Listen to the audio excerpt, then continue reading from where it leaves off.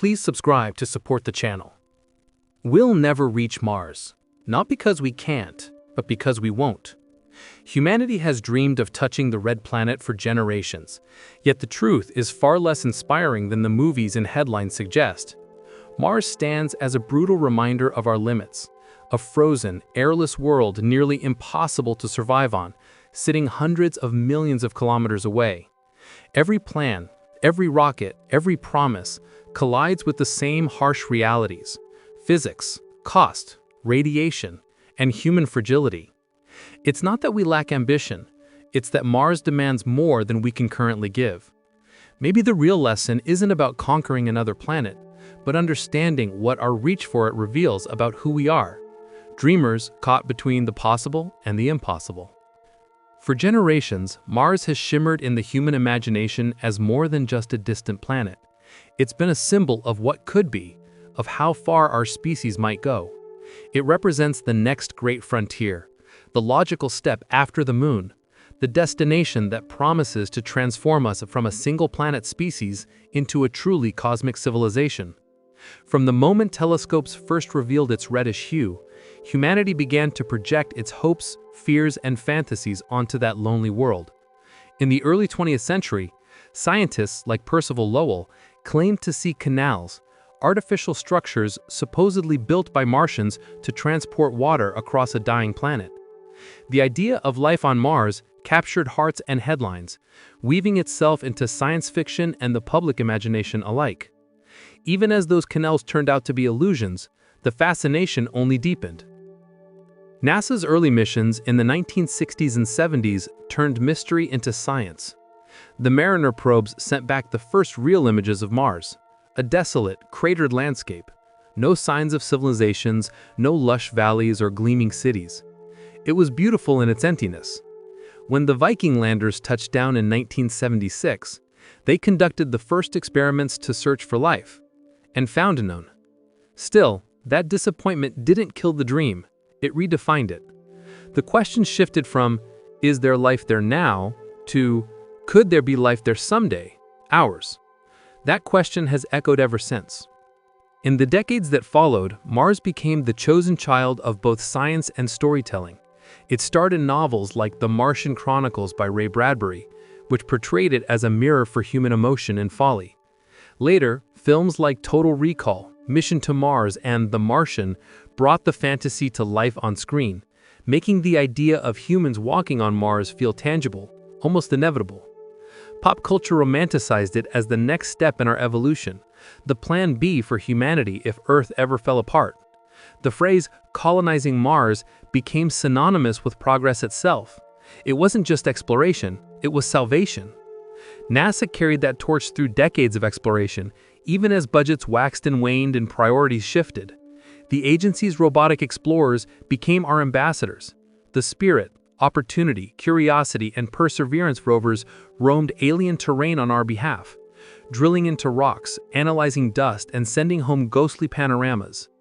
Each mission brought us closer to understanding the planet's past, its dried riverbeds, its polar ice caps, its potential for ancient microbial life.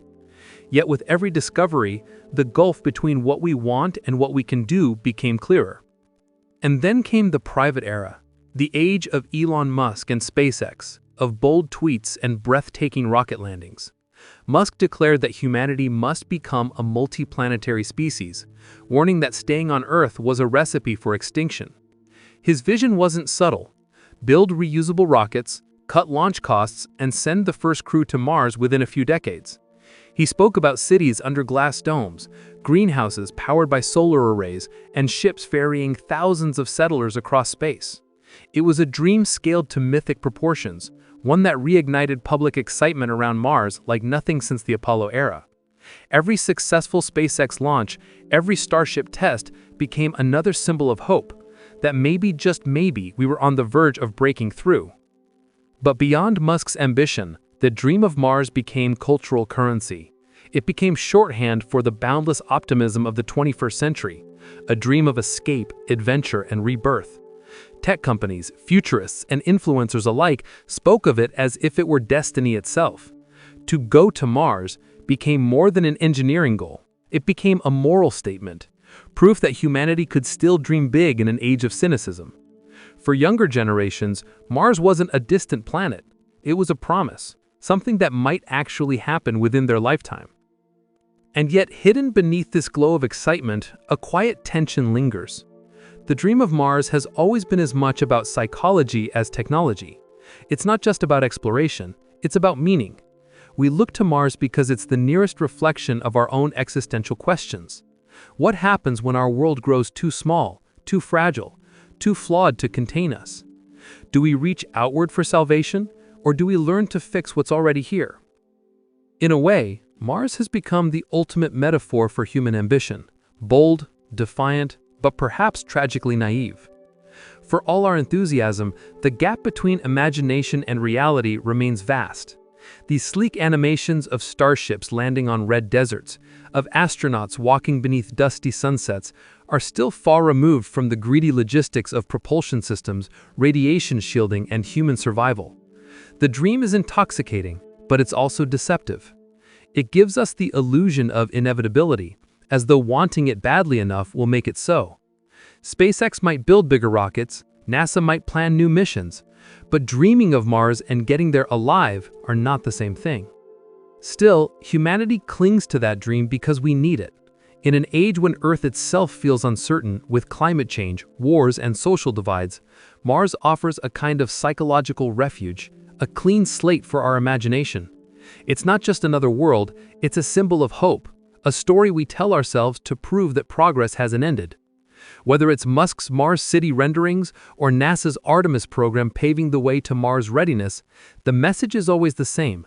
Humanity's story isn't over.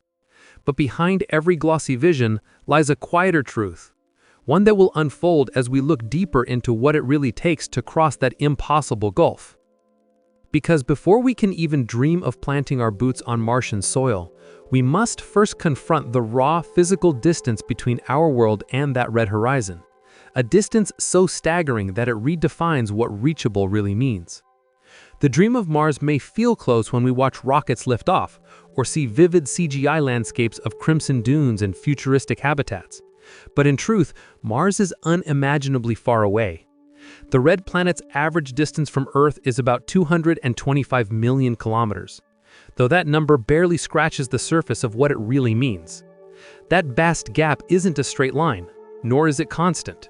Because both Earth and Mars orbit the Sun at different speeds and distances, the space between them constantly shifts. Sometimes they're a relatively close 55 million kilometers apart, and other times they're over 400 million kilometers away, sitting on opposite sides of the solar system.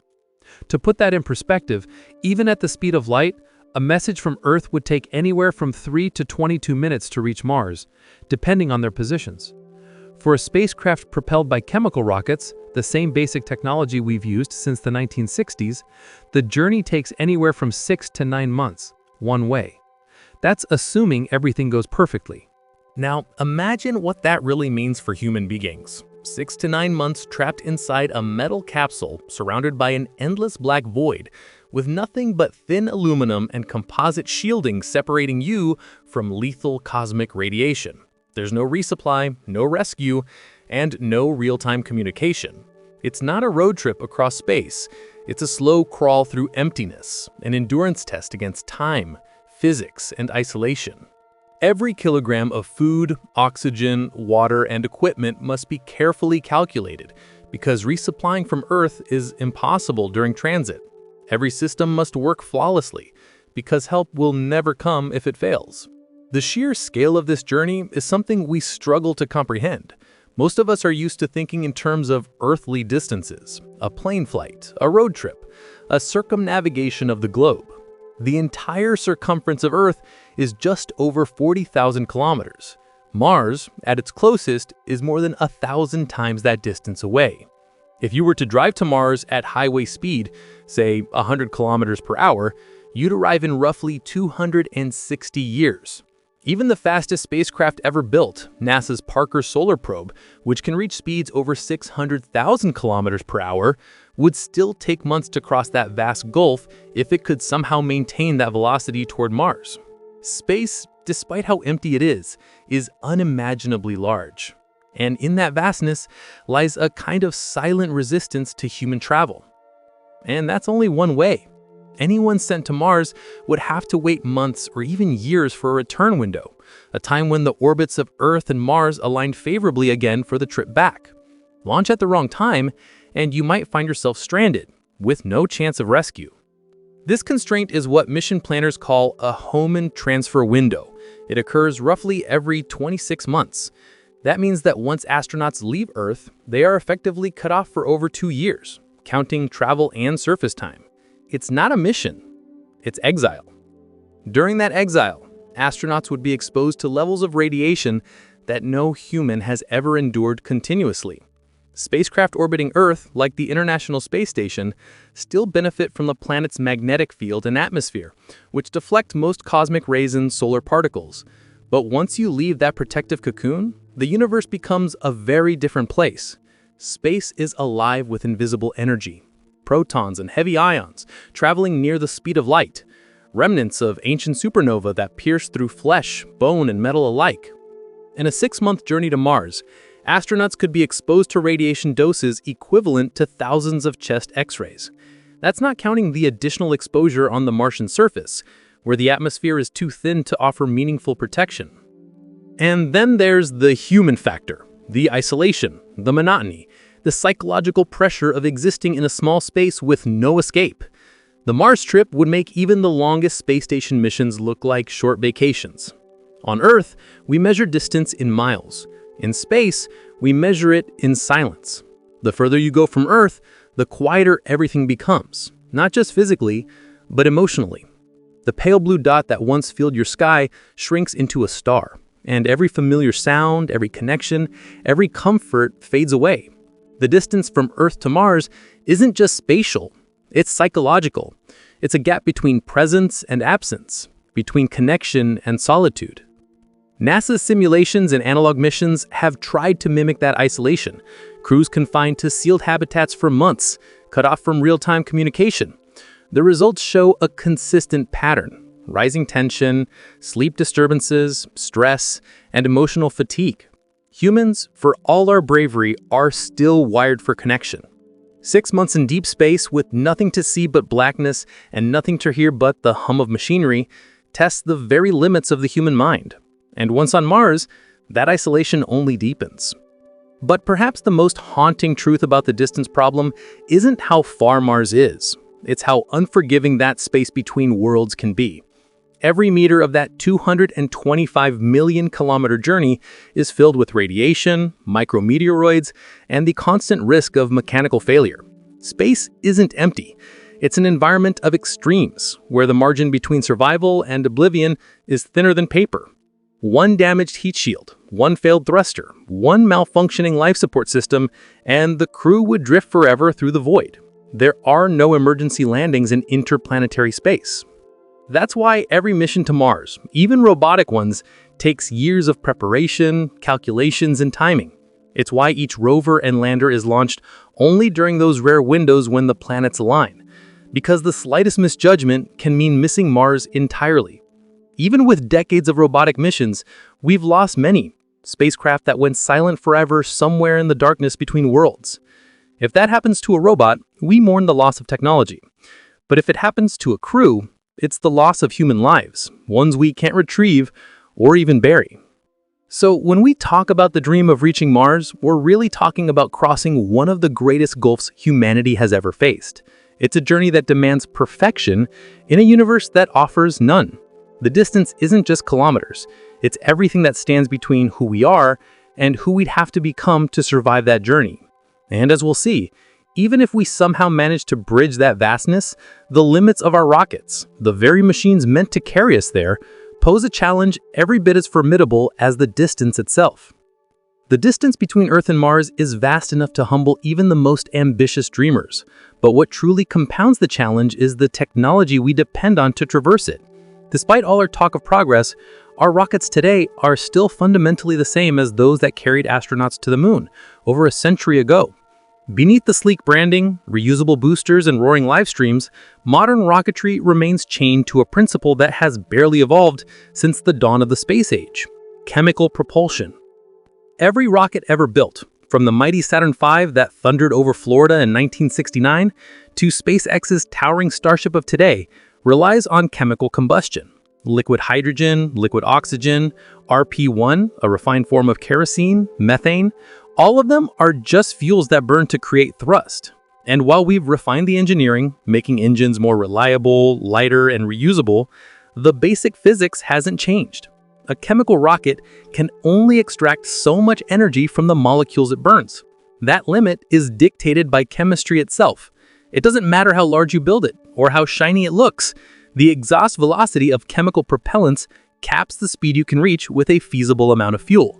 And that's the first major problem: efficiency. Rockets are notoriously inefficient machines.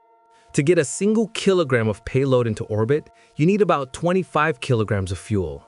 To send that same payload to Mars, you need even more, because you're not just escaping Earth's gravity, you're entering solar orbit, matching Mars's path, and then slowing down again to land. The deeper you go into space, the more the tyranny of the rocket equation takes hold. It's a brutal mathematical law. The faster you want to go, the more fuel you need. But the more fuel you carry, the heavier your rocket becomes, which means you need even more fuel to lift that fuel.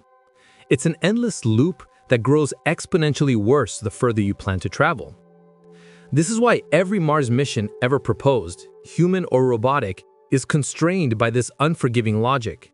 Even the most powerful rocket in history, NASA's Space Launch System, SLS, barely has enough thrust to send the modest payload toward Mars.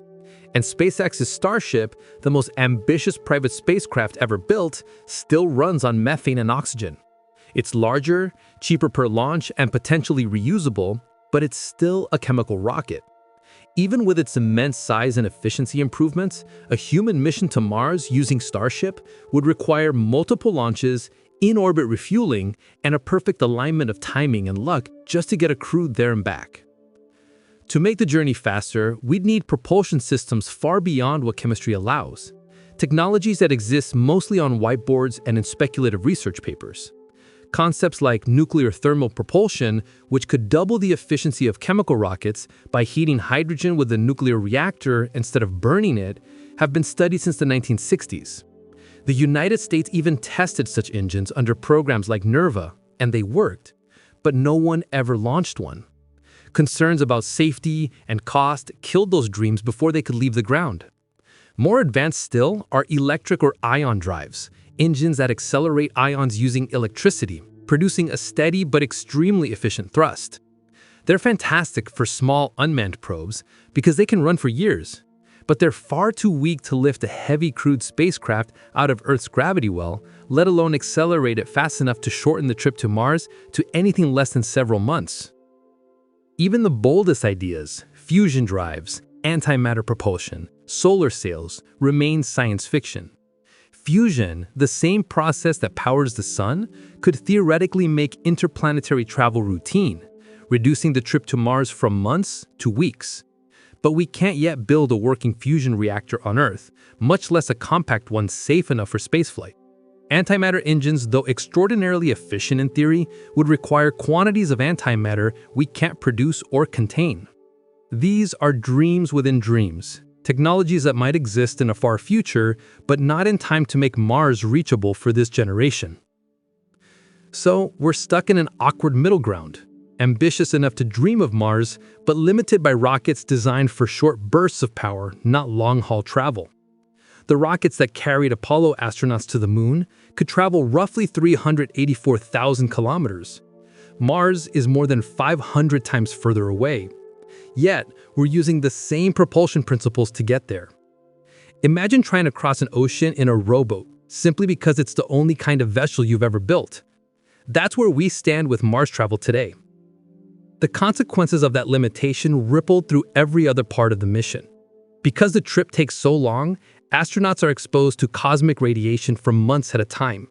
Because a rocket can't carry infinite mass, there's only so much room for food, water, oxygen, and spare parts. Every system must be lightweight, compact, and nearly flawless. Even a minor malfunction can escalate into catastrophe when there's no option to turn around. Faster propulsion wouldn't just shorten the journey, it would save lives. but we can't build it yet. And even if we could build more efficient rockets, the question remains, who will pay for them and why? Developing advanced propulsion isn't just about physics, it's about economics and public will. Private companies driven by profit hesitate to invest in technologies that won't generate returns anytime soon. That leaves humanity trapped in a paradox. We can't go faster without new propulsion, but we won't develop new propulsion until we decide Mars is worth the enormous cost. Chemical rockets are a technological dead end for interplanetary travel. They can get us to low Earth orbit. They can even take us back to the moon. But Mars? That's a different universe. Without a revolution and propulsion, the trip will always be a grueling half-year ordeal through danger and isolation. The engines that carried us to our closest celestial neighbor are simply not enough to carry us across the solar system.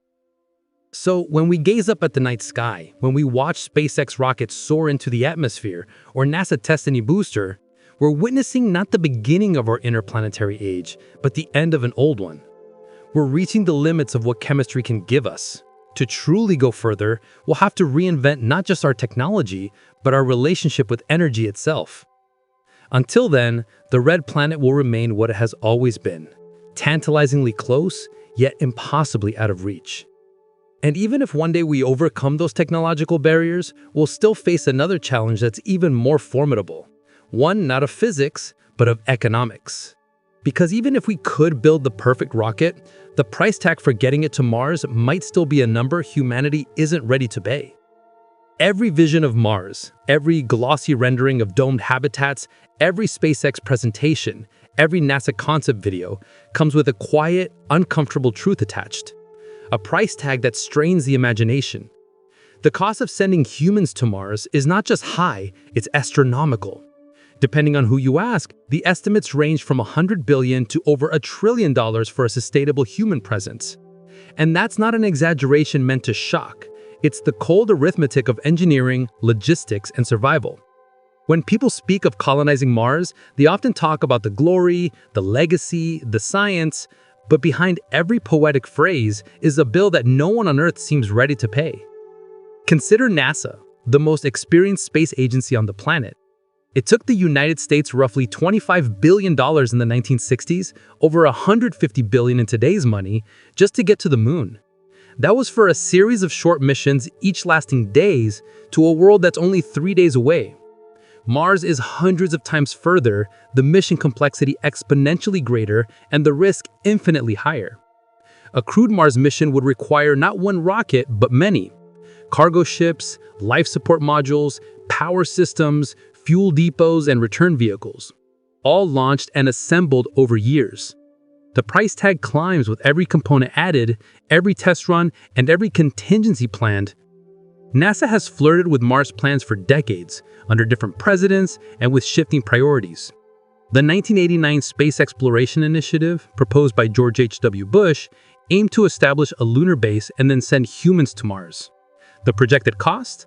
Around $500 billion. Congress laughed it out of the room. Later efforts, like the Journey to Mars initiative during the Obama administration, reimagined the idea with more modest scope, but still, NASA quietly admitted it would take hundreds of billions of dollars and at least 30 years. The Artemis program, the one that's currently being touted as a stepping stone to Mars, is itself projected to cost $93 billion by 2025, and that's just for a return to the moon. Now, consider SpaceX, the great private hope. Elon Musk has repeatedly said his goal is to make humanity a multi-planetary species, and his company's Starship system is designed around that dream. On paper, it's brilliant. A fully reusable rocket that could slash the cost of access to space. Musk envisions fleets of starships carrying hundreds of people and tons of cargo to Mars, with each flight costing only a few $1 million. But that's the dream. The reality is far more complicated. Starship has yet to complete an orbital mission successfully, and each test flight costs tens of millions of dollars. Building, launching, and refueling multiple starships in orbit, then sending them across interplanetary space would still require an infrastructure investment that could rival the GDP of a small nation. Even if SpaceX achieves full reusability, Mars won't be cheap. Rockets are only part of the equation. Once on Mars, astronauts will need habitats, radiation shields, power sources, food systems, and backup supplies. Every bolt, every wire, every kilogram of water must either be produced there or shipped from Earth. Transporting 1 kilogram of material to Mars could cost between $100,000 and $500,000, depending on mission efficiency. Multiply that by the hundreds of tons required for a base, and suddenly, the economics look more like fantasy. Governments are cautious with that kind of spending because space exploration, for all its grandeur, doesn't generate immediate returns. The Apollo missions, though historically iconic, were a race against the Soviet Union, not an investment in infrastructure. Once the race was won, public interest faded and funding dried up. The same cycle would likely repeat with Mars. And private companies, despite their bold rhetoric, are not immune to financial gravity. SpaceX, Blue Origin, and other aerospace firms are fueled by investors who expect returns, not endless expenditures. While Musk dreams of building a self-sustaining city on Mars, the harsh truth is that no viable business model exists to support it. You can't sell Martian real estate. You can't ship back resources affordably. There's no tourism market for a one-way, life-threatening voyage. Even if Mars colonization became technically feasible, it would remain economically irrational for centuries. That's why, despite decades of talk, no one, neither NASA, nor SpaceX, nor any coalition of nations, has fully committed to funding a human Mars mission from start to finish. The numbers just don't add up. Budgets for space exploration are constantly in flux, competing with defense, healthcare, and education. During times of economic instability, priorities shift inward. Space exploration becomes a luxury project, the first thing to be trimmed when reality intrudes. The human desire to explore may be limitless, but our wallets are not. There's also the problem of sustainability. Let's assume, somehow, we do spend $500 billion to send humans to Mars for a short stay. What then? A single successful mission would be a monumental achievement, but it wouldn't be a colony. To establish a permanent human presence would require constant funding, maintenance, and resupply for decades. Each launch window, every 26 months, would demand more missions, more fuel, more infrastructure. It's not a one-time cost, it's an ongoing financial commitment that could dwarf the original expense. No government on Earth has ever maintained that level of consistent funding for such a long-term project. Supporters of Mars colonization often argue that it's an investment in humanity's survival, a way to ensure our species endures beyond Earth. That's an inspiring argument, but it's also an abstract one. When confronted with immediate global crises, climate change, poverty, inequality, spending hundreds of billions on a distant planet begins to look morally questionable to many. The result is a paradox. The more expensive Mars becomes, the harder it is to justify, and the longer we wait, the more expensive it grows. So, the dream of Mars finds itself trapped in a loop of ambition and hesitation. The technology might one day exist, the will might flicker into life, but without the sustained, coordinated, and multi-generational funding it demands, the dream collapses under its own financial weight. Humanity's greatest adventure remains grounded, not by lack of imagination, but by the price tag attached to it. And even if one day we found the courage, or the money, to pay that cost, another barrier would still stand between us and Mars: the limits of our own biology. Because even if money weren't a problem, even if rockets could carry us safely across the void, humanity would still face one of its most insurmountable obstacles: the human body itself. Space is not just distant, it's hostile in ways we are barely equipped to endure. Unlike the astronauts who orbit Earth for months on the International Space Station, those who would venture to Mars would be exposed to the extreme environment of deep space for durations that exceed anything humans have ever experienced. And the consequences of that exposure are not abstract. They are immediate, cumulative, and often irreversible. The most obvious threat comes from cosmic radiation. Space, beyond the protective bubble of Earth's magnetosphere, is awash in high-energy particles, galactic cosmic rays, solar energetic particles, and occasional bursts from distant supernovae. Unlike the low-level radiation we encounter on Earth, these particles are heavy and fast, capable of penetrating human tissue and damaging DNA at a cellular level. A round trip to Mars exposes astronauts to roughly 1,000 times the radiation of a year on Earth, equivalent to hundreds of chest X-rays per day for months on end. The consequences are not abstract. They include a greatly increased risk of cancer, cataracts, cardiovascular disease, and cognitive impairment. Unlike short-term risks that can be treated, these exposures accumulate invisibly over time, and current shielding technologies, aluminum hulls, water barriers, or polyethylene panels, are nowhere near sufficient to fully protect a crew for a journey of months and back. Advanced radiation shielding, like electromagnetic fields or dense material layers, remains experimental and impractical at the scale needed for a Mars mission. Radiation isn't the only threat. Prolonged microgravity wreaks havoc on the musculoskeletal system. On Earth, our bones are constantly under stress from gravity, which maintains bone density and muscle mass. In zero gravity, muscles atrophy quickly, losing strength and endurance. Astronauts on the ISS lose up to 20% of muscle mass in just 6 months, even with rigorous exercise regimens. Bones deteriorate similarly, with calcium loss equivalent to severe osteoporosis, leaving astronauts vulnerable to fractures and long-term skeletal weakness. Exercise alone mitigates, but does not fully prevent these effects. We lack pharmacological or technological solutions that can reliably maintain musculoskeletal health during the more than 500-day journey to Mars and back. The cardiovascular system suffers as well. Without gravity pulling blood toward the lower extremities, blood redistributes toward the head, increasing intracranial pressure and sometimes causing vision problems, a condition astronauts call VIP, visual impairment and intracranial pressure. Even modest exposure to microgravity for weeks can lead to persistent cardiovascular deconditioning. And in deep space missions, the cumulative effects may become life-threatening. The heart itself can atrophy over time, reducing the body's ability to handle exertion, critical when astronauts must perform manual labor, repair equipment, or respond to emergencies on a foreign planet. The immune system is another casualty of space travel. Studies have shown that astronauts experience suppressed immune responses during extended missions, making them more susceptible to infections. Viruses that are dormant on Earth, like the herpes virus, can reactivate in microgravity. Combined with the closed environment of a spacecraft where pathogens can linger, this makes even minor illnesses potentially catastrophic when help is millions of kilometers away.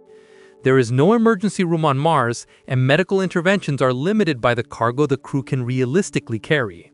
Sleep disturbances and psychological stress compound these physical dangers. Microgravity, isolation, and altered light cycles disrupt circadian rhythms, leading to chronic fatigue, impaired cognitive function, and increased stress. Fatigue exacerbates every other risk. It reduces reaction time, weakens decision-making, and lowers the effectiveness of exercise and medical interventions. Unlike on Earth, where rest is always within reach, Mars-bound crews will be operating at the very edge of human tolerance for months without the possibility of retreat. Even more troubling is that these physiological stresses interact. Radiation exposure can damage bone marrow, compromising immune function. Muscle atrophy and bone loss reduce mobility and increase the risk of injury. Cognitive impairment from radiation or sleep deprivation can lead to errors that cascade into critical mission failures. There is no single countermeasure that solves these problems, and combined, they form a gauntlet that no human has yet survived at the scale required for a Mars mission. Some solutions have been proposed, but all remain partial or experimental. Artificial gravity created by rotating sections of a spacecraft could mitigate muscle and bone loss, but no one has built a functioning system at the scale needed for a crewed Mars mission. Pharmaceutical interventions may slow bone loss or enhance muscle retention, but drugs cannot protect against radiation or fully prevent the systemic degradation caused by months of weightlessness. Even enhanced exercise regimens such as treadmills with harnesses or resistance machines only reduce the damage. They do not eliminate it. Perhaps the most sobering reality is that astronauts would face these health risks continuously without the safety net of Earth's hospitals or immediate rescue. Unlike the ISS, which orbits just 400 kilometers above Earth and can be reached in hours during emergencies, Mars is 500 million kilometers away at optimal alignment. Any serious medical event, a stroke, heart attack, cancer complication, or severe fracture, would likely be fatal. Deep space missions are not forgiving, and human biology is ill-equipped for the challenge. So when we talk about sending humans to Mars, we are not merely talking about rockets, money, or distance. We are talking about subjecting people to the ultimate test of endurance, one that our species has never faced: cosmic radiation, muscle atrophy, bone loss, cardiovascular strain, immune suppression, sleep disruption, and psychological stress combined to create a cocktail of danger that is, at present, insoluble. There is no reliable shield, no perfect exercise regimen, no medication that can ensure a crew will survive intact. Until we can solve these problems, physically, technologically, and medically, the dream of Mars remains just that, a dream. Beautiful and inspiring, but perilously out of reach. And yet, as severe as these physical dangers are, they represent only part of the challenge. Once the astronauts survive the months-long voyage, they will confront the alien environment of Mars itself, an environment hostile to life in ways even more profound, where gravity, radiation, and isolation impose a daily, relentless toll. Even if we could somehow protect the body from radiation, muscle atrophy, and bone loss, the human mind would face its own relentless and invisible enemy: isolation. The voyage to Mars is not merely a physical journey of hundreds of millions of kilometers. It is a psychological odyssey that pushes the limits of human resilience. Crews on a Mars-bound spacecraft would be confined to a small, enclosed environment for over a year, sometimes nearly two, facing the same unchanging walls, the same humming machinery, and the same group of people day after day. The effects of prolonged confinement are profound, insidious, and sometimes catastrophic. Human beings are social animals. Our brains are wired for variety, change, and connection. In the isolation of deep space, all of these needs are stripped away. The monotony alone is crushing. A spacecraft is a sterile, unchanging environment where every day looks identical to the last. Visual stimuli are limited to screens, instruments, and occasionally a glimpse of the endless black void outside a window. The mind craves novelty. Yet in a Mars mission, novelty is almost non-existent. Over months, this sensory deprivation can lead to cognitive fatigue, difficulty concentrating, and even hallucinations. Astronauts returning from long-duration missions aboard the International Space Station have reported the subtle but pervasive effects of monotony. Time seems to distort, tasks feel endlessly repetitive, and even minor frustrations are magnified. Being confined with the same few people compounds distress. On a spacecraft, there is no escape from interpersonal tension. Personality clashes, differences in working style, or unspoken grievances can escalate quickly. In small, high-pressure environments, minor irritations can spiral into conflicts with disproportionate consequences. Past analog missions simulating Mars conditions, such as high seas in Hawaii, Mars 500 in Russia, and other long-duration habitat experiments, have documented a predictable pattern. Crews often start relatively harmonious, but by the halfway point of missions lasting 12 to 18 months, interpersonal tensions rise sharply. Reports include mood swings, irritability, depression, and in some cases, outright conflict. Even trained astronauts selected for resilience and teamwork experience significant mental strain under these conditions. Sleep disruption adds another layer of vulnerability. Long-term missions often feature irregular schedules due to equipment operation, communication windows, or mission-critical tasks. Microgravity itself can interfere with circadian rhythms, making it difficult to maintain consistent sleep cycles. Sleep deprivation not only impairs judgment, but also heightens emotional reactivity, reduces problem-solving capability, and exacerbates stress. Over the course of months, these cumulative effects can lead to burnout or mental breakdowns. Distance from Earth magnifies the psychological burden.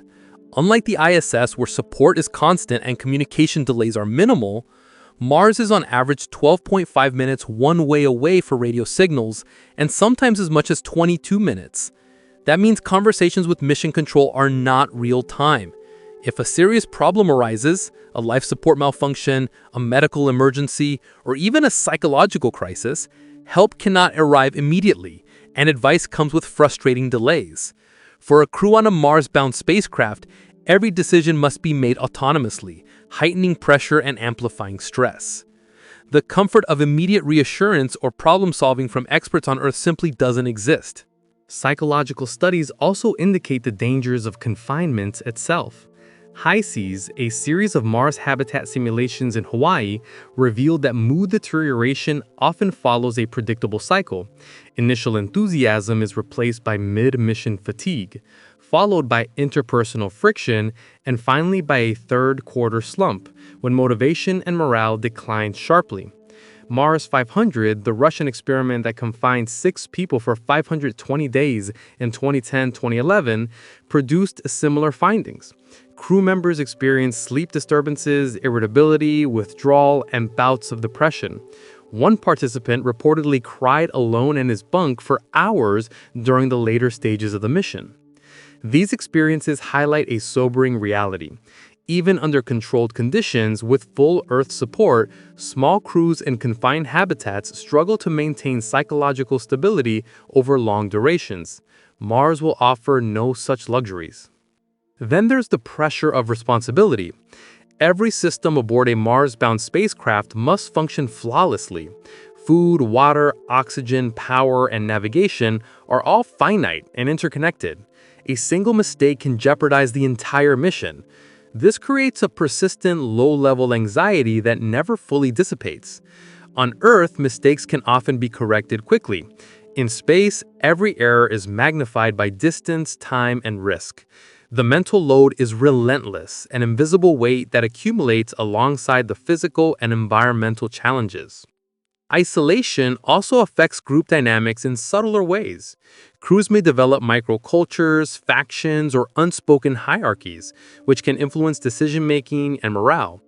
Disagreements that would be minor on Earth can become amplified, leading to miscommunication or even unsafe choices. Social monotony forces crew members to rely on one another for emotional support, but when the pool of companions is limited, there's no escape from frustration or conflict. Studies of Antarctic research stations, submarines, and other isolated environments confirm that small group dynamics over long durations are a critical determinant of mission success or failure. The psychological toll is compounded by the knowledge of isolation. Unlike on Earth, astronauts traveling to Mars know that return is months away at best. Emergencies on Earth are irrelevant.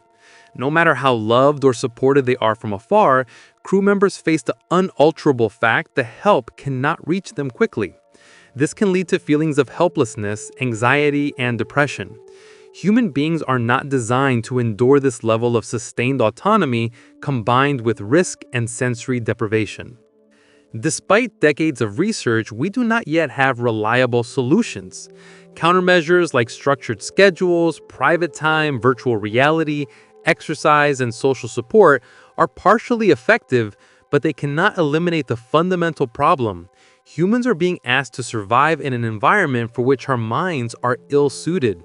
Psychological resilience can only carry a crew so far, and prolonged isolation has limits that are likely to be reached long before Mars is even in sight.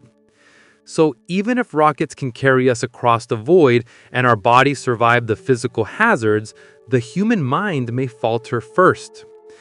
Isolation, monotony, interpersonal tension, and the constant pressure of life or death responsibility create a psychological landscape as treacherous as the Martian surface itself. The journey to Mars is not just a test of engineering, it is a test of human endurance, one that we are not yet fully prepared to pass. And even after surviving the journey mentally and physically, Mars itself presents a new set of challenges, particularly from its harsh surface environment. Challenges that will demand the same combination of resilience, technology, and luck. Even if a crew somehow survives the months-long voyage to Mars, their struggle is far from over. The moment they set foot on the Martian surface, they will confront a world that is not just barren, but actively hostile to human life. Unlike Earth, Mars has no global magnetic field to deflect charged particles from the sun or from deep space, and its atmosphere is less than 1% the density of Earth's, offering almost no protection against radiation. Every step on the red soil brings humans into direct exposure to cosmic rays, solar energetic particles, and the intermittent bursts of solar flares. Without massive shielding, long-term survival on Mars is effectively impossible. On Earth, we are protected by a combination of magnetic and atmospheric barriers.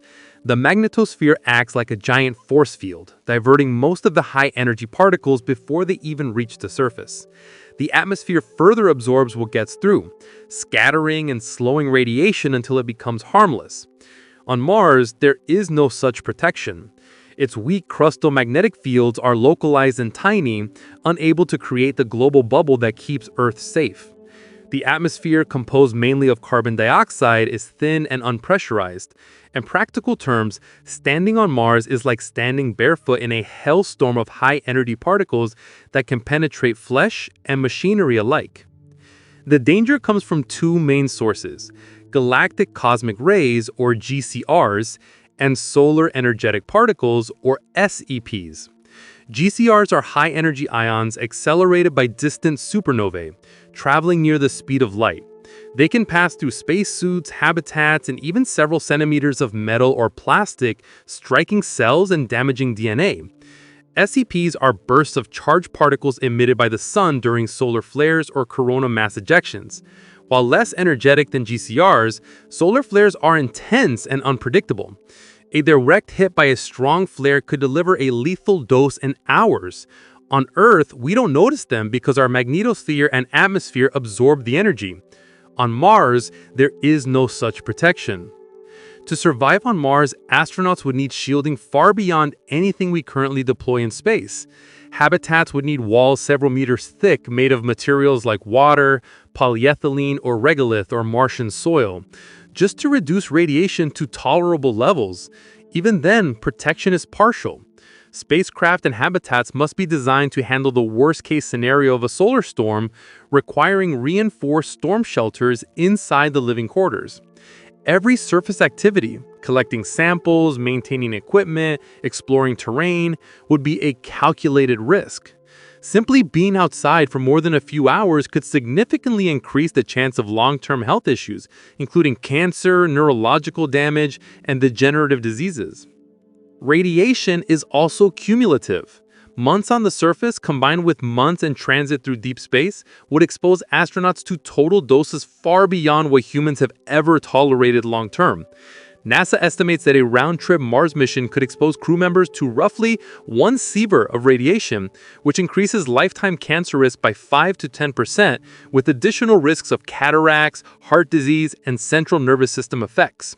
Even with current radiation mitigation strategies like storm shelters and limited exposure outside, the risk remains dangerously high, and there is no known way to eliminate it entirely with today's technology.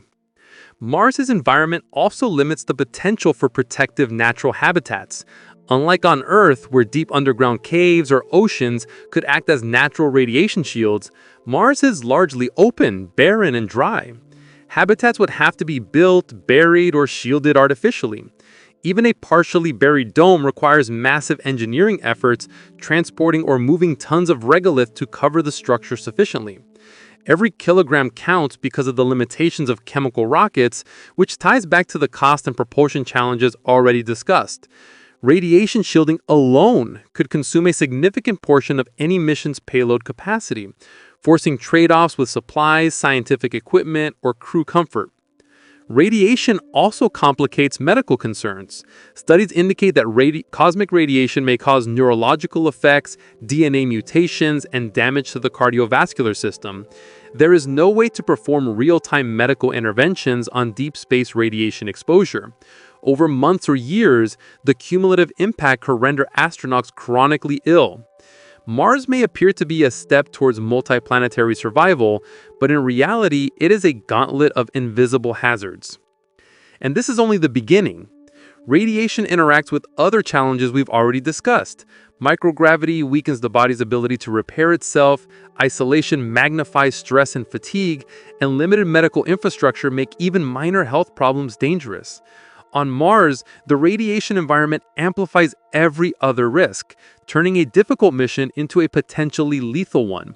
Without breakthroughs in shielding technology, whether through material science, electromagnetic protection, or innovative habitat design, long-term human presence on the surface is virtually impossible. Even our most ambitious plans, whether it's SpaceX's fleet of starships or NASA's conceptual Mars bases, must reckon with this invisible enemy. Unlike distance, cost, or propulsion, radiation cannot be solved with more money alone. It demands physics-defying solutions, enormous infrastructure, or an acceptance of risk that most people would find unacceptable. In short, even if we survive the journey, Mars itself will fight to kill us. And if the radiation doesn't defeat the body outright, the weaker gravity of Mars introduces a new set of complications, affecting muscles, bones, and long-term physiology in ways we are only beginning to understand. Even if humans somehow survive the deadly radiation and manage to exist safely within a shielded habitat, Mars's gravity presents an entirely new, insidious challenge. Gravity shapes nearly every aspect of life on Earth, from the strength of our bones to the function of our muscles, from circulation to neurological development. Mars, with only 38% of Earth's gravity, is a world where the rules humans evolved under no longer apply. At first glance, lower gravity might seem like a blessing. Less effort to lift objects, the potential for easier movement, and the fun of bounding across red dust. But over weeks, months, and years, the human body begins to deteriorate in ways that are profoundly harmful, and, as of today, largely irreversible. Muscle atrophy occurs quickly in reduced gravity. On Earth, even simple standing and walking provide continuous resistance that keeps muscles strong. In microgravity or partial gravity, that resistance diminishes. Astronauts on the International Space Station experience significant muscle loss even with intense exercise programs. On Mars, at 38% of Earth's gravity, the effect is less extreme than zero gravity, but still severe. The legs, core, and back, the very muscles used to support posture and mobility, begin to weaken. Over months, astronauts would struggle to perform tasks that seem trivial on Earth. Heavy lifting, climbing, or even walking long distances could become exhausting, creating both physical and operational challenges for maintaining a Mars habitat. Bones suffer similarly. Bone density is maintained through constant stress. Weight-bearing activities stimulate osteoblasts to produce new bone tissue. In lower gravity, that stimulus is reduced. Astronauts on the ISS lose roughly 1% of bone mass per month in microgravity, even with exercise. On Mars, the loss may be slower, but still significant over the course of years. This creates a heightened risk of fractures, joint problems, and long-term skeletal weakness. Bones weakened by partial gravity may never fully recover even after returning to Earth, meaning that astronauts could face permanent musculoskeletal impairment. Gravity also affects circulation and the cardiovascular system. On Earth, gravity pulls blood toward the lower extremities, helping maintain healthy heart function and vascular tone. Reduced gravity disrupts this balance. Blood pulls differently, the heart may atrophy due to reduced workload, and the risk of orthostatic intolerance, difficulty standing without fainting, rises. Over time, the cardiovascular strain could compromise overall health and reduce the ability to perform physically demanding tasks on Mars or upon return to Earth. Neurological and sensory systems are affected as well. Humans rely on gravity to orient themselves and regulate spatial perception. In partial gravity, the inner ear, balance sensors, and proprioception mechanisms adapt, sometimes in unpredictable ways. Astronauts may experience dizziness, coordination problems, or delayed reflexes, which can complicate the operation of equipment, vehicles, or habitats. In emergencies, a slight delay in reaction caused by disorientation could have life or death consequences. Partial gravity also interacts with the other challenges already discussed. Weakened muscles and bones make handling equipment and supplies more difficult, heightening the risk of injury. Radiation exposure becomes more dangerous when repair mechanisms are compromised by low gravity. The combination of reduced gravity, radiation, and isolation creates a perfect storm for long-term health decline. Even with sophisticated exercise equipment, resistive machines, and tailored physical therapy, scientists cannot guarantee that astronauts would maintain Earth-like strength, bone density, or overall health. The body's adaptation to Mars's weak pull may mean permanent cumulative changes. Returning to Earth after years in partial gravity could be physically traumatic. Astronauts might collapse under their own weight, unable to support muscles and bones that have slowly weakened. In short, gravity is not just a force, it is a foundation for life. Mars's 38% gravity erodes that foundation in subtle, relentless ways, threatening every bodily system that depends on Earth's pull. It's a problem that no amount of technology can fully fix in situ. Protective measures, exercise regimes, and medical interventions can mitigate damage, but they cannot restore the constant natural resistance that human bodies have evolved to rely upon over millions of years. And as if gravity weren't enough, astronauts must also grapple with the intertwined problems of sustaining life itself: oxygen, water, and food. Each of these becomes harder to manage when the human body is slowly degrading under the weight, or lack thereof, of Mars's feeble pull. The fragility of the human body is only one more reason why Mars colonization is far more than a technological challenge. It is a biological gamble with stakes we cannot yet measure. Even if humans could survive Mars's radiation and cope with the low gravity, the most immediate and unrelenting challenge would be simply staying alive on a planet that offers none of the basics we take for granted: oxygen, food, and water. Life support on Mars is not a matter of convenience or comfort. It is a constant, unforgiving battle against the environment. Every breath, every meal, and every sip of water would need to be engineered, recycled, or imported. And the scale of that challenge is staggering. Unlike Earth, where life is supported by self-renewing ecosystems, Mars offers no natural buffers. Its surface is cold, arid, and chemically hostile. The atmosphere is more than 95% carbon dioxide, with negligible oxygen, meaning humans cannot simply breathe the air. Water exists mostly as ice at the poles or as bound minerals in soil, making extraction laborious and energy-intensive. Producing oxygen on Mars is theoretically possible, but extremely challenging. NASA's Perseverance rover is testing MOXIE, a device that can extract oxygen from the carbon dioxide in the Martian atmosphere. MOXIE can produce a few grams of oxygen per hour, enough for a single astronaut to breathe for a short time, not for a crew.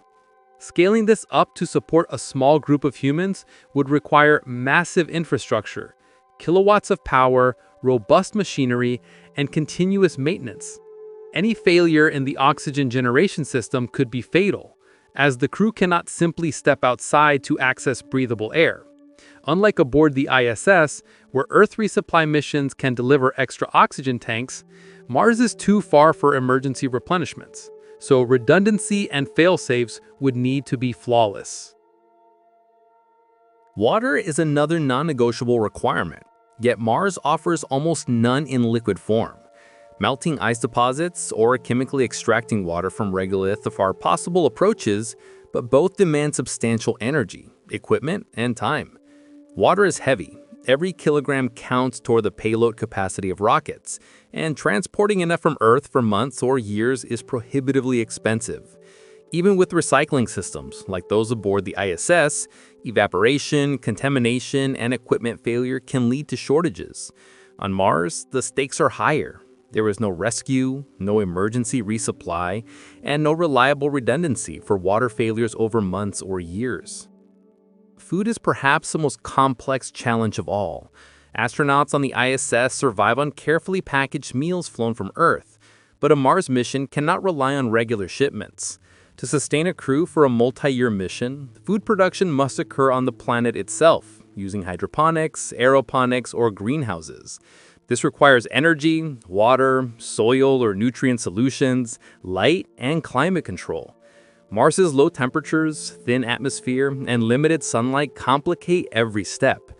Crops must be grown in controlled environments, shielded from radiation, and constantly monitored for disease or failure. Even with the best plans, food yields may be inconsistent, leading to nutritional deficiencies that compromise health and performance. The idea of resupply missions from Earth is seductive in theory, but disastrous in practice. Mars is, on average, 225 million kilometers away, with launch windows for minimal energy consumption opening roughly every 26 months. That means you cannot send supplies on demand. They must be launched years in advance and timed perfectly to arrive during the next transfer window. A misalignment, mechanical failure, or a delay could leave a crew stranded without essential resources. Even under ideal circumstances, sending enough cargo to sustain a small crew for a year or more would require dozens of heavy-lift launches, each fraught with risk and astronomical cost. A simple failed launch could jeopardize the entire mission. This challenge is compounded by the fragility of technology and infrastructure. Life support systems must operate continuously, often unattended under harsh conditions. Any breakdown in oxygen generators, water recycling units, or hydroponic systems could be fatal. Unlike Earth, Mars offers no easy replacement parts, no technicians on call, and no possibility of importing equipment in weeks. Every component must be over-engineered, redundant, and perfectly maintained. Yet, even then, human error or unforeseen problems can trigger catastrophic outcomes. The interplay between life support and other risks, radiation, gravity, and psychological strain, cannot be overstated. Even if a habitat shields the crew from cosmic rays, it must still support their basic metabolic needs. If food production fails, the crew's health deteriorates, weakening muscles and bones, impairing immunity, and reducing cognitive function. If water systems fail, dehydration compounds every other stress. Life on Mars is not merely a technological problem. It is a linchpin on which survival depends, and failure is not an option humans can recover from quickly. Some theoretical solutions exist: fully closed-loop ecological systems, genetically modified crops that thrive under Martian conditions, or underground habitats that reduce energy needs and radiation exposure. But none of these systems has been proven at the scale or duration required. Every simulation or analog habitat experiment, from HI-SEAS to Mars 500, shows that maintaining a stable, self-sufficient ecosystem over months or years is extraordinarily difficult. Failures, contamination, or unforeseen biological issues occur regularly, and even small problems can cascade into mission-threatening crisis. Ultimately, Mars is a planet that offers nothing for free.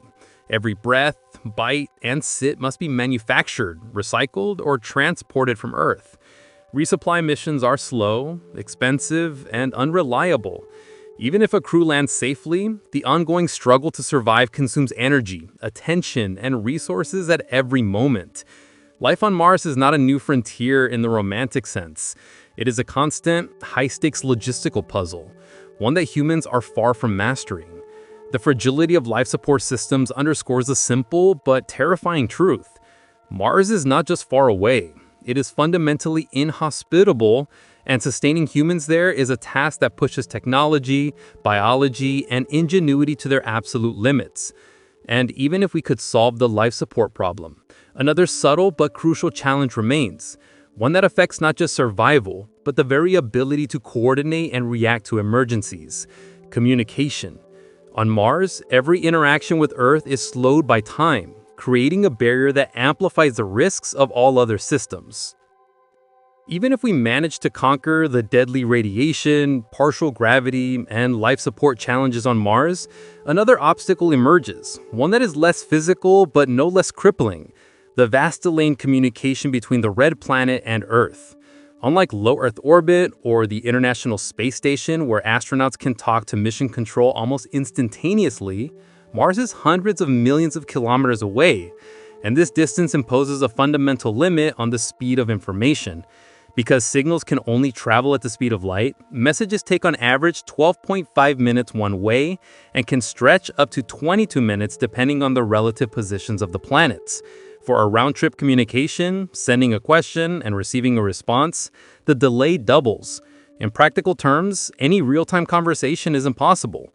This delay has profound implications for problem solving. On Earth, engineers and specialists can monitor missions, diagnose issues, and provide step-by-step instructions instantly. Astronauts can report a malfunction and receive guidance within seconds, allowing even complex technical problems to be solved collaboratively. On Mars, this immediacy disappears. A life support system alarm or a critical failure in power supply cannot be addressed in real time. If a valve malfunctions, a fire breaks out, or a crop chamber starts failing, the crew cannot wait for mission control to tell them exactly what to do. Every decision must be made autonomously, often under extreme pressure and with incomplete information. The communication delay amplifies the stress and isolation already experienced by the crew. Not only are they physically distant from family, friends, and familiar support networks, but even their professional lifeline, NASA, SpaceX, or any mission control, is effectively offline for tens of minutes at a time. In an emergency, this lag can mean the difference between life and death. A fire in a habitat module, a sudden medical emergency, or a radiation spike from a solar flare cannot be mitigated through remote guidance. The crew must have the skills, judgment, and courage to respond instantly, without backup, in conditions that are physically and psychologically demanding. Scientific operations are also affected. Mars missions aim to conduct experiments, collect samples, and analyze data to learn more about the planet. On Earth, scientists expect rapid feedback to adjust experiments, correct errors, or pursue new discoveries. On Mars, the communication delay slows this process dramatically. A simple error in sample handling could go unnoticed for hours, jeopardizing months of careful work. Decisions about resource allocation, how much water to use for plants, how much power to allocate to life support, when to perform maintenance, cannot rely on immediate advice from Earth. Even automated systems do not entirely solve this problem. While advanced AI and robotics can handle routine tasks, they cannot anticipate every possible failure. Human judgment is irreplaceable in complex, novel, or high-stakes scenarios. Yet, the crew must act without confirmation from Earth. This independence is a double-edged sword. It allows the mission to continue despite the delay, but it also places immense pressure on astronauts who are already fatigued, physically weakened, and psychologically stressed. A single error, miscalculation, or miscommunication could cascade into disaster. The delay also limits medical support. On Earth, doctors can guide non-specialist personnel through emergency procedures. In space near Earth, this is still feasible because instructions can be delivered in real time or near real time. On Mars, however, a medical emergency becomes a solitary battle. A heart attack, stroke, broken bone, or radiation sickness must be addressed by the crew with whatever skills and supplies they have on hand. There is no telemedicine safety net that functions over a 40-minute or longer round-trip delay. Every procedure becomes high-stakes improvisation. Furthermore, psychological effects compound these operational risks. Knowing that you are alone, unable to consult experts, and potentially facing life-threatening situations without immediate support is mentally taxing. Stress and anxiety can impair decision-making, creating a vicious cycle where delay and isolation reinforce each other. The delay transforms even routine communications into carefully scripted, pre-planned exchanges, stripping away spontaneity and increasing the risk of error. The communication delay also has cultural and strategic implications. If humanity ever attempts to establish permanent settlements, governance and coordination become complicated. Decisions about resource distribution, emergency protocols, and community management cannot be made in real time. Every decision must be semi-autonomous, requiring extraordinary foresight, training, and trust in a crew far from Earth. This introduces both operational complexity and ethical dilemmas about the extent to which Earth can, or should, control life on Mars. In short, the communication delay makes Mars not just a remote location, but a frontier where humans must be completely self-reliant. Training, redundancy, and autonomous systems can mitigate some risks, but they cannot eliminate the fundamental limitation. Humans on Mars cannot rely on Earth for immediate intervention. Every problem must be anticipated, every contingency planned, and every response executed independently. The farther we move from our home planet, the more isolated we become, not just physically, but informationally, operationally, and psychologically. Even if we solved life support, radiation shielding, and gravity challenges, the communication delay ensures that Mars is not simply a distant destination.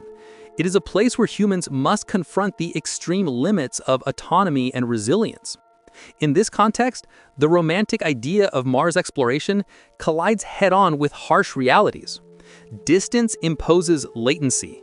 Latency imposes risk, and risk compounds the other challenges we have already explored.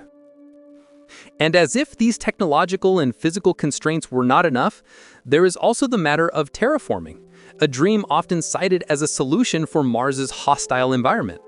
But even terraforming remains speculative at best, a vision centuries away if feasible at all. And it does nothing to solve the immediate challenge of human survival for the first explorers on the surface. Even after accounting for the myriad challenges of distance, radiation, gravity, and life support, many people cling to the idea that Mars could one day be made habitable through terraforming, a process that, in theory, would transform the cold, barren, and irradiated Martian surface into a world capable of supporting Earth-like life. In science fiction, it's a near-future project, achievable with bold engineering and human ingenuity. In reality, terraforming Mars is not a plan for the next few decades. It's a fantasy for centuries, if possible at all. First, the sheer scale of the task is staggering. Mars's atmosphere is about 100 times thinner than Earth, and nearly all of it is carbon dioxide. To create a breathable atmosphere with sufficient pressure to support humans without suits, we would need to introduce massive amounts of oxygen and nitrogen. That's not a task of a few rockets or satellites. It would require engineering projects on a planetary scale. Even if we could release CO2 from polar ice caps or underground reserves to create a greenhouse effect, estimates suggest that the total amount of greenhouse gases accessible naturally on Mars is likely insufficient to significantly raise the surface temperature or pressure. Essentially, we might not even have enough raw material to achieve the desired atmospheric density. Second, the timeline is prohibitive. The most optimistic scientific estimates suggest that even if we deployed every conceivable method, large-scale mirrors in orbit to reflect sunlight, nuclear detonations to release subsurface gases, genetically engineered microbes to produce oxygen, it would take centuries or millennia to make the planet marginally habitable. This is far beyond the lifespan of any current mission, human or robotic, and it stretches economic and societal will to almost unimaginable levels. Generations of planners, engineers, and settlers would need to commit to an ongoing, multi-century project without the guarantee of success. Unlike the moon or orbital stations, terraforming cannot be completed in a few decades or within a single generation. In other words, the fantasy of terraforming cannot be a shortcut around the brutal, unavoidable realities of survival on Mars. Additionally, terraforming projects would demand staggering energy inputs. To alter an entire planet's climate, melt ice caps, and maintain heat would require energy on a planetary scale, far beyond what current solar, nuclear, or chemical energy sources can supply. The infrastructure needed to do even a small fraction of the work, giant orbital mirrors, massive factories to produce greenhouse gases, and robots to manipulate soil and ice, would be unprecedented in human history. Constructing it would be a multi-generational undertaking requiring enormous cooperation, wealth, and technological mastery with no guarantee of success. Unlike the moon or orbital stations, terraforming cannot be completed in a few decades or within a single generation. Third, there are massive unknowns about Mars itself. The planet's weak gravity cannot retain a thick atmosphere over geological timescales, meaning that even if we succeed in thickening it, solar wind and particle radiation may slowly strip it away again. Mars's low temperatures, low geothermal heat flow, and lack of a global magnetic field compound the problem. Creating a stable, warm, and breathable environment may be physically impossible without technologies that are pure speculation at this point, such as large-scale magnetic shields or artificial atmospheric generators, beyond anything humanity has ever built. Even the most basic requirement for liquid water on the surface, a thicker, warmer atmosphere, is a challenge we cannot meet today. Terraforming also assumes that human habitation is the end goal, but it does not solve the immediate dangers we've already discussed: cosmic radiation, muscle and bone deterioration in low gravity, isolation, and the slow march of time. Even if we could gradually transform the atmosphere, the first settlers would still require enclosed, shielded habitats. There is no intermediate terraforming as a solution stage.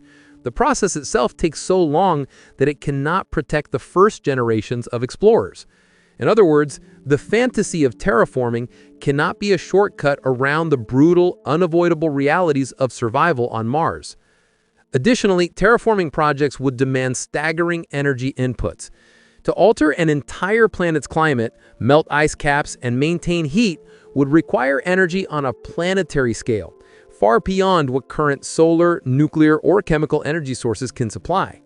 The infrastructure needed to do even a small fraction of the work, giant orbital mirrors, massive factories to produce greenhouse gases, and robots to manipulate soil and ice, would be unprecedented in human history. Constructing it would be a multi-generational undertaking requiring enormous cooperation, wealth, and technological mastery with no guarantee of success. Unlike the moon or orbital stations, terraforming cannot be completed in a few decades or within a single generation. Finally, ethical and environmental concerns further complicate the notion. Should humanity attempt to alter an entire planet's ecosystem, even one that appears lifeless? Mars may harbor microbial life or unknown geochemical systems. Interfering with them could destroy scientific value, irreversibly altering the planet before we even understand it. Unlike Earth, where intervention is local and reversible, planetary-scale terraforming is permanent and uncontrollable. The implications of such a choice are profound, and they highlight the hubris behind the idea that Mars can be reshaped to suit human needs. In short, while terraforming captures the imagination and fuels science fiction stories, in reality, it is far from a feasible plan. Centuries or millennia of work, planetary-scale engineering, unknown technological breakthroughs, and profound ethical questions make it a dream rather than a practical solution. For the first humans who would attempt to set foot on Mars, terraforming is irrelevant. They will face the unaltered, harsh, and dangerous Martian environment head-on, with no relief from giant planetary engineering projects. The myth of terraforming serves to comfort our imagination, but does nothing to address the immediate and stark realities of survival. Even if terraforming remains a distant fantasy, the practical challenge of energy and resource limitations makes the dream of Mars colonization daunting in the immediate term. Sending humans to Mars is not just a question of money, it is fundamentally a problem of physics and energy. Every kilogram that must leave Earth to reach Mars carries with it an exponential cost in fuel. Rockets must overcome Earth's gravity well, which is both deep and unforgiving. Even the most advanced chemical rockets can only lift a fraction of their payload relative to fuel weight, creating a compounding challenge. The more supplies, equipment, or habitation materials needed, the more fuel must be burned, and the heavier the rocket becomes, which in turn requires even more fuel. This is the tyranny of the rocket equation, and it ensures that space travel remains energy-intensive and physically demanding. Once humans arrive, energy becomes the lifeblood of survival. Mars is a frigid, sun-dimmed planet with an average temperature around -60 degrees Celsius and nightly lows plunging to -125 degrees Celsius at the poles. Heating habitats is not optional. It is essential. Life support systems must keep temperature, humidity, and air pressure stable, requiring a continuous and reliable power supply. Oxygen must be generated, carbon dioxide scrubbed, water recycled, and food produced in hydroponic or aeroponic systems. Radiation shielding, whether in the form of regolith-covered habitats, water walls, or engineered barriers, demands both materials and energy to maintain effectiveness. Every system is interconnected. A failure in power supply can cascade rapidly into life-threatening consequences. Current solar power technology is limited by both efficiency and Mars's environment. Solar panels must contend with reduced sunlight, roughly 43% of what Earth receives at the surface, and dust storms that can last for weeks, blocking sunlight entirely. Even under ideal conditions, solar arrays must be massive to generate enough electricity to power a habitat, hydroponic farms, heating systems, and oxygen generation for multiple astronauts. Scaling up solar power to support a small colony is not merely a matter of laying down panels. It requires infrastructure, maintenance, and storage solutions for times when sunlight is unavailable. Batteries or energy storage systems capable of sustaining a habitat through weeks of darkness are themselves heavy, complex, and energy-intensive to manufacture and transport. Nuclear power presents an alternative, but it is not without constraints. Small modular reactors or radioisotope thermoelectric generators, or RTGs, provide a continuous source of power, but scaling them up for a full habitat requires careful engineering, shielding, and redundant systems. Mars's remote location complicates repair or replacement, meaning any reactor must be highly reliable and resilient to unexpected conditions. Transporting nuclear materials to Mars adds additional layers of cost, risk, and regulatory hurdles.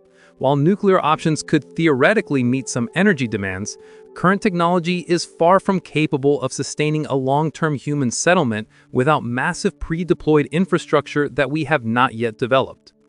Energy demands also extend to the production of consumables. Water extraction from ice or regolith requires heat and mechanical energy. Oxygen generation through electrolysis or CO2 splitting consumes electricity. Food production in hydroponic or artificial growth environments relies on lights, pumps, climate control, and nutrient circulation, all of which require constant, stable energy. The total energy budget for a small crew quickly exceeds the capacity of existing deployable power systems.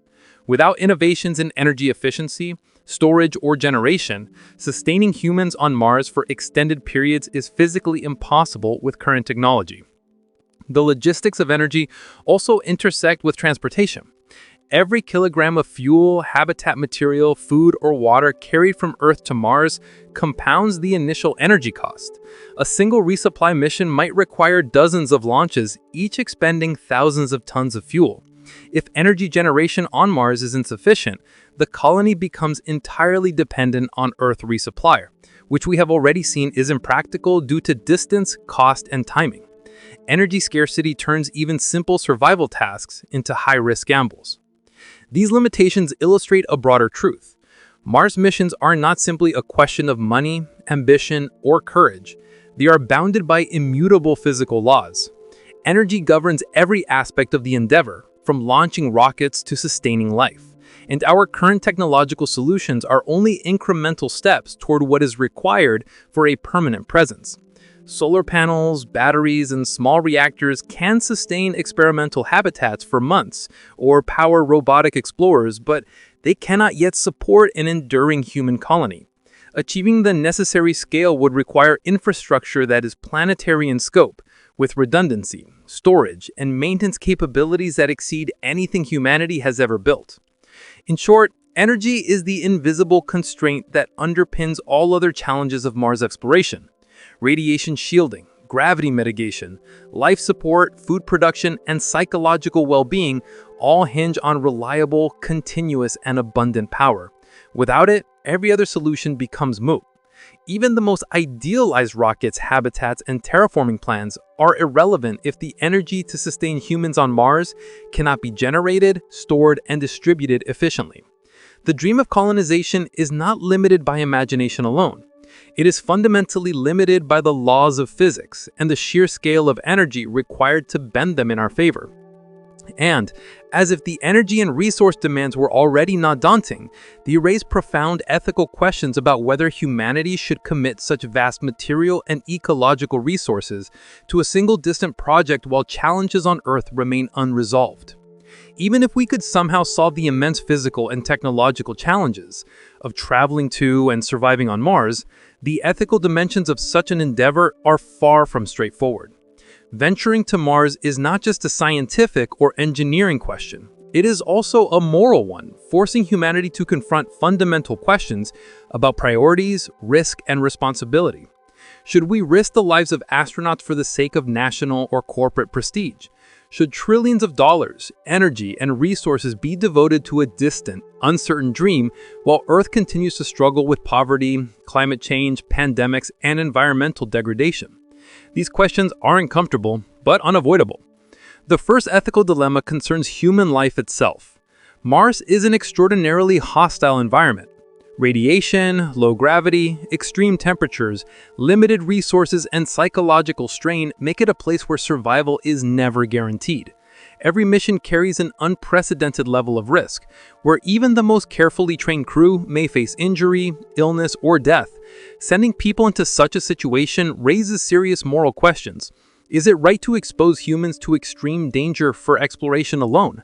While astronauts may volunteer, the fact remains that they're being placed in situations where rescue is almost impossible and the margin for error is infinitesimal. Is the pursuit of knowledge or prestige justification enough to accept such high-stakes risks? The second dilemma is the allocation of resources.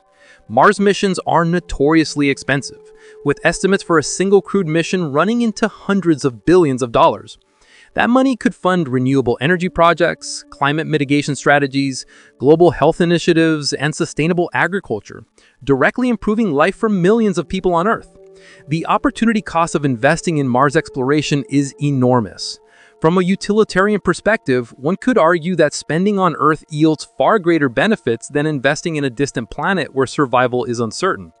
The moral question becomes, do we pursue grand exploration for a few at the expense of the well-being of billions? Furthermore, there is an issue of environmental ethics.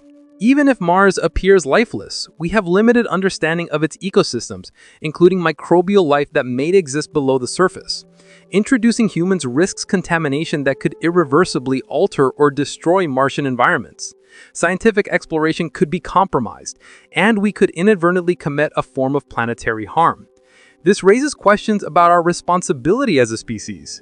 Do we have the right to impose ourselves on another world for curiosity or ambition, potentially destroying it in the process? Corporate and national prestige add another layer of ethical complexity.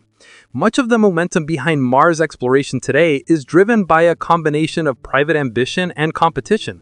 SpaceX, NASA, and other actors are racing to achieve milestones, often with publicity and branding intertwined with scientific goals. But prestige alone is not an ethical justification for risking lives or expending resources on a venture with extremely low chances of long-term success. Should humanity let competition and ambition drive decisions that involve extreme risk to individuals and enormous expenditure? There is also a temporal ethical dimension. Mars colonization is often framed as a long-term solution for human survival, a plan B in case Earth becomes uninhabitable. But diverting resources toward an uncertain, centuries-long colonization project may paradoxically reduce our capacity to address the very threats that make Earth potentially dangerous in the first place. Climate change, environmental collapse are immediate threats to billions of people. Ethically, prioritizing survival on a distant planet while failing to care for the home planet raises serious questions about intergenerational responsibility and the moral stewardship of our resources. Psychological and social consequences also factor into the ethical debate. Astronauts who survive months or years of isolation may face long-term mental health issues, and their families bear the burden of anxiety and uncertainty. The risk is not limited to the individual. It ripples outward, creating emotional and social costs that must be weighed against potential scientific or prestige gains. The ethical calculus extends beyond survival to include well-being, autonomy, and the societal implications of extreme space exploration. In short, the ethical dilemmas surrounding Mars exploration are as complex as the physical challenges. We must ask ourselves, is it morally defensible to risk human lives for knowledge or fame? Is it responsible to commit astronomical sums to a distant frontier when Earth's pressing problems remain unresolved? Do we have the right to intervene in environments we barely understand, potentially causing irreversible harm? These questions underscore that the challenges of Mars are not merely technological. They are human, moral, and philosophical. Even if rockets could fly, habitats could shield, and life support systems could function flawlessly, these ethical questions remain. The pursuit of Mars is not just a story of exploration. It is a story of human values, priorities, and the difficult choices that come with ambition. Confronting these dilemmas is essential because ultimately, Mars exploration is not just about the planet. It is about the kind of species we choose to be. Even if we navigate ethical questions, marshal enough energy, and design sustainable life support systems, humanity must still confront another stark reality. The very act of leaving Earth is fraught with risk. Launching a rocket, even a technologically advanced one, is not a routine procedure. It is a complex orchestration of physics, engineering, and timing, where the margin for error is razor thin. Every kilogram of payload requires enormous energy to escape Earth's gravity, and every launch carries the potential for catastrophic failure. Despite decades of progress, rockets still explode. Engines fail. Guidance systems malfunction, and unforeseen environmental factors can doom a mission. In other words, even before a crew reaches orbit, they are gambling with lives, resources, and years of preparation. The risk begins with the rocket itself. Modern chemical rockets are marvels of engineering, yet they are still fundamentally unstable and highly sensitive to small errors. Vibrations, temperature fluctuations, fuel imbalances, or minor manufacturing defects can trigger chain reactions that destroy the vehicle. Even rockets with near-perfect track records have experienced failures during launches, reminding us that spaceflight remains one of the most dangerous activities humans undertake. For a Mars mission, the stakes are multiplied. A failure is not just a loss of hardware, but a potential loss of the crew and a mission years in the making. Space launches also generate an invisible problem: debris. Each rocket, satellite, or mission contributes to the growing cloud of space junk orbiting Earth.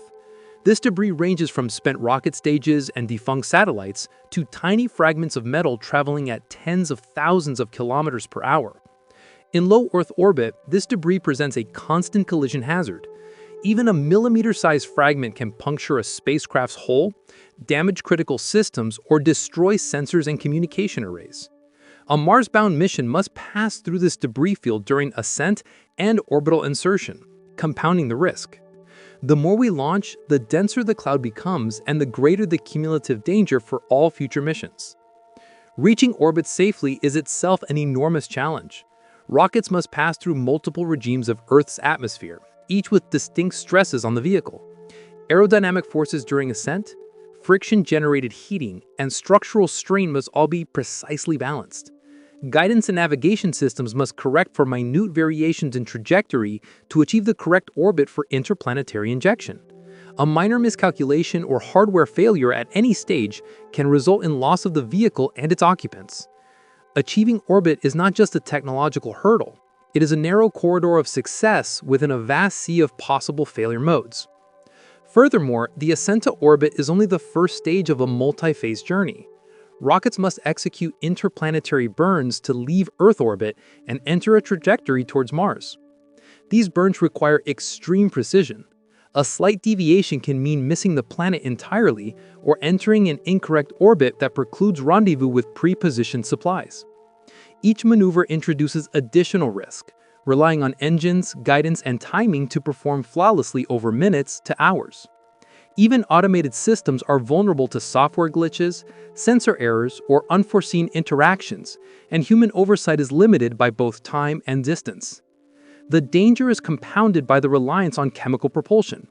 Modern rockets, even the most advanced like SpaceX's Starship or NASA's SLS, rely on chemical fuel, which is volatile, difficult to store, and energetically inefficient compared to hypothetical alternatives like nuclear thermal or electric propulsion. Chemical rockets are constrained by the laws of physics. They must carry both fuel and oxidizer, and the more they carry, the heavier the vehicle becomes. This creates a feedback loop of complexity and risk. More fuel allows more mass, but more mass requires more fuel, which increases risk at every stage. A Mars mission magnifies these challenges due to the sheer scale of the payload required for life support, habitation, food, water, and equipment. Weather and environmental factors add another layer of unpredictability. Launch windows are tightly constrained not only by Mars's position relative to Earth, but also by atmospheric conditions, winds, and temperature on the launch pad. Lightning strikes, gusts, or minor variations in air density can imperil a launch. Each mission must contend with variables that are largely out of human control, further underscoring the precariousness of reaching orbit safely. Even once in orbit, the hazards are not over. The spacecraft must execute a trans-Martian injection burn, navigate microgravity, and maintain orientation for months-long interplanetary travel. During this time, micrometeoroids and residual orbital debris remain a threat. Equipment must function continuously under harsh thermal extremes, radiation, and vacuum conditions, without repair options beyond the crew's capability. One critical failure during this period, power loss, life support malfunction, or navigation error, could doom the mission. In short, leaving Earth is never routine, and the risk compounds with each stage of a Mars mission. The ascent, orbital insertion, trans-Martian trajectory, and landing are all high-stakes operations where errors can cascade into catastrophic outcomes. Space junk, chemical fuel limitations, environmental variability, and the unforgiving nature of orbital mechanics all conspire to make the journey perilous even before the challenges of Mars's surface come into play. Launching rockets is a reminder that space travel is not just a matter of ambition. It is a delicate dance with physics, probability, and luck. Even with cutting-edge technology, decades of experience, and rigorous planning, the risk is always present. The reality is that Mars missions are not guaranteed successes. Each attempt is a high-stakes gamble where lives, billions of dollars, and years of preparation hang in the balance. And even if the launch succeeds and the crew survives the transit and landing, Mars itself offers another suite of unpredictable hazards: biological contamination, technological fragility, and the harshness of the environment that amplify the consequences of every risk taken on the journey. Even if astronauts survive the launch, transit, and landing on Mars, there is an insidious challenge that is invisible to the naked eye, but potentially catastrophic for both science and planetary integrity: biological contamination. Earth is teeming with life in every corner: bacteria, fungi, spores, viruses, and microscopic organic particles.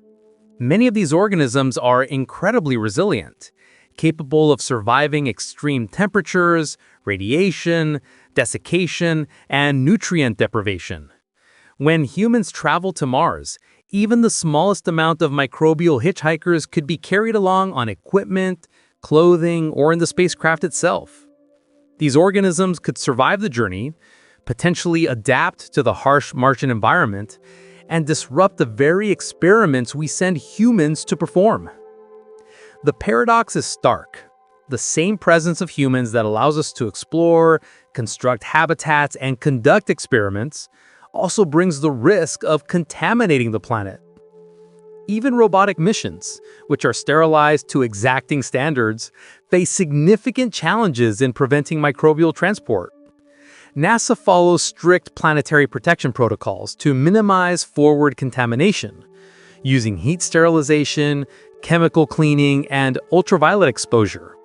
But sterilizing a spacecraft for a crewed mission is orders of magnitude more difficult. Human bodies alone shed microbes constantly. Skin cells, respiratory droplets, fecal matter, and even the microorganisms in food and waste become impossible to fully contain. Simply sending a person to Mars introduces thousands, if not millions, of potential biological contaminants that cannot be fully sterilized. Why does this matter scientifically? One of the primary goals of Mars exploration is the search for native life. Detecting Martian microbes, organic molecules, or biosignatures could answer fundamental questions about the origin of life in the universe. But if Earth microbes are introduced, distinguishing between terrestrial and Martian life becomes nearly impossible.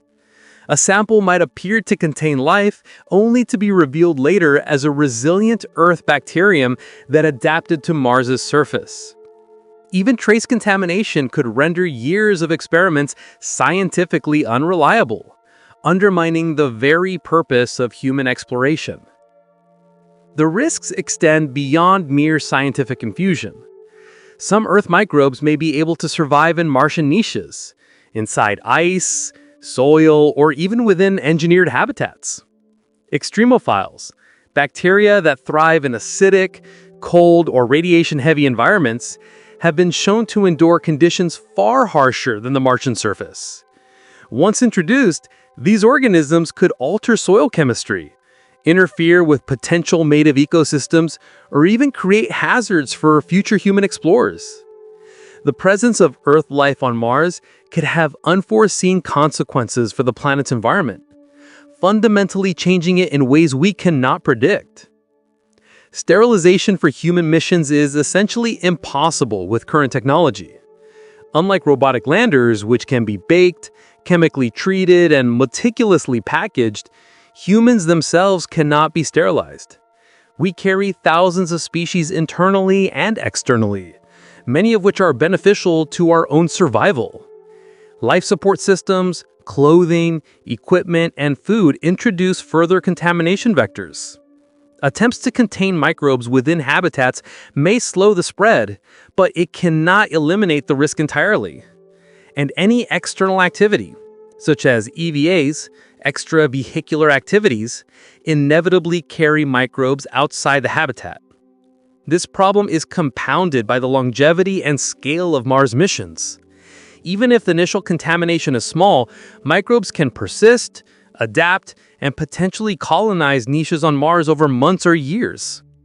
Some organisms may evolve unique survival strategies in response to Martian conditions, producing biofilms, chemical compounds, or metabolic processes that were not present on Earth.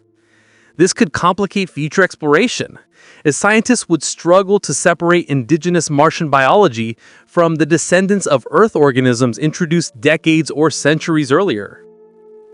The contamination paradox also highlights a profound ethical question. Does humanity have the right to alter another planet's biosphere, even intentionally?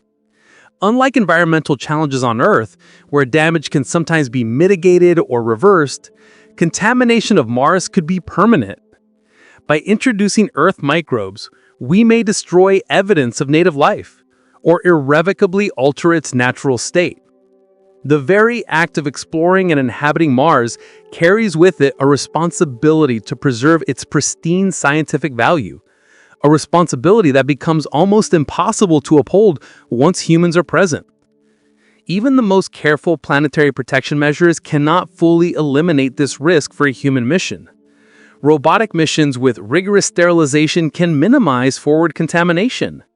But humans cannot be sterilized without sacrificing the very biology that keeps them alive. This creates a fundamental tension between exploration and preservation. The more we involve humans directly, the greater the contamination risk, and the more we compromise the integrity of scientific discovery. The biological contamination paradox is thus a problem without a current solution. It is a reminder that Mars is not merely a physical or technological challenge. It is a planetary stewardship challenge. Every decision to send humans carries the potential to alter the Martian environment irreversibly, threaten the search for native life, and compromise the knowledge we hope to gain. It is an invisible barrier as formidable as radiation or gravity, and one that cannot be circumvented by engineering alone. In essence, sending humans to Mars may be fundamentally incompatible with the pristine exploration that scientists aim to achieve. The very presence of humans, necessary for construction, research, and colonization, undermines the reliability of the scientific mission. This is one more reason why, despite ambition, technology, and imagination, Mars remains a destination that challenges our current capabilities and ethical frameworks simultaneously. Even if we somehow overcome the hazards of launch, radiation, contamination, and gravity, Mars missions face a technological reality that is as unforgiving as the planet itself: the fragility of human technology in extreme environments. On Earth, equipment failures can often be repaired quickly, parts replaced, or problems solved with help from specialists nearby. In space, and especially on Mars, there is no safety net. Every system must function flawlessly for months or years because a single failure in life support, communication, navigation, or power could endanger the entire crew with no chance of immediate rescue. Unlike Earth, where a broken system can be fixed within hours, Mars imposes the stark rule that redundancy and perfection are not optional. They are survival. Life support systems are the most obvious example of this fragility. Oxygen generators, carbon dioxide scrubbers, water recycling units, and temperature regulators all operate continuously to maintain a livable environment. Even minor malfunctions can escalate rapidly. A clogged CO2 filter, a broken water pump, or a failing heater can turn into a life-threatening emergency within hours. On the International Space Station, astronauts have contingencies, spare parts, and rapid access to mission control. But on Mars, these fail-safes are delayed or non-existent. A system failure that is easily addressed on Earth or in low Earth orbit becomes potentially fatal when Mars is millions of kilometers away. Communication systems, though seemingly mundane, are equally critical. The 20-minute one-way delay to Earth makes real-time troubleshooting impossible. If a spacecraft or habitat system begins malfunctioning, the crew cannot rely on Earth-based experts to provide immediate guidance. Every problem must be solved autonomously, and even small mistakes in software, sensor readings, or interpretation could have cascading consequences. Navigation systems are another fragile point. Mars orbit insertion, landing maneuvers, and surface mobility depend on precise calculations and continuous monitoring. A single misalignment, sensor failure, or software glitch could prevent the spacecraft from landing correctly or disrupt resupply routes, putting the entire mission at risk. Energy systems amplify this fragility. Solar panels, batteries, and nuclear generators must provide continuous, reliable power. Even temporary power outages can compromise heating, oxygen, water recycling, and radiation shielding. If backup systems fail, the habitat environment could degrade rapidly, endangering the crew. Every component is interdependent. The failure of a seemingly minor system can ripple outward to critical life support functions. Mars's harsh environment, extreme cold, dust storms, and radiation exacerbates the wear and tear on equipment, increasing the probability of malfunction over time. The fragility of technology is compounded by the impossibility of rescue or repair from Earth. Unlike a deep-sea submarine that can be recovered, or a research station on Antarctica with emergency evacuation options, Mars is entirely inaccessible in the short term. Even the fastest possible mission to deliver replacement parts or rescue crew would take months to arrive, assuming launch windows and fuel constraints align perfectly. For all practical purposes, the crew must treat every system as both critical and irreplaceable. There is no backup planet or safe retreat. Survival depends on flawless engineering, constant monitoring, and the crew's ability to improvise under extreme stress. In an environment where a minor oversight can disable a life support system or misconfigure a navigation algorithm, human error becomes another vector of risk intertwined with technological fragility. Even redundancy is not a perfect solution.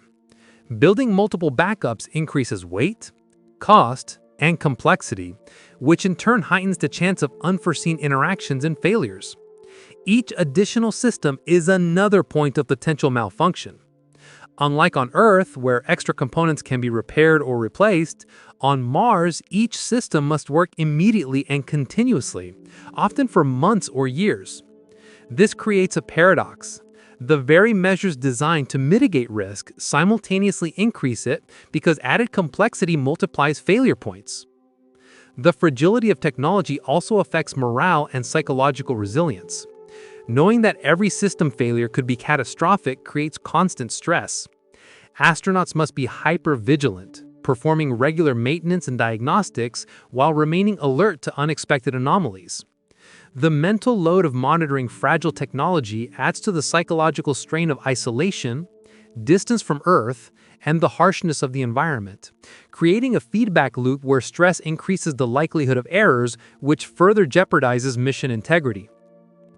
Ultimately, this fragility underscores essential truth.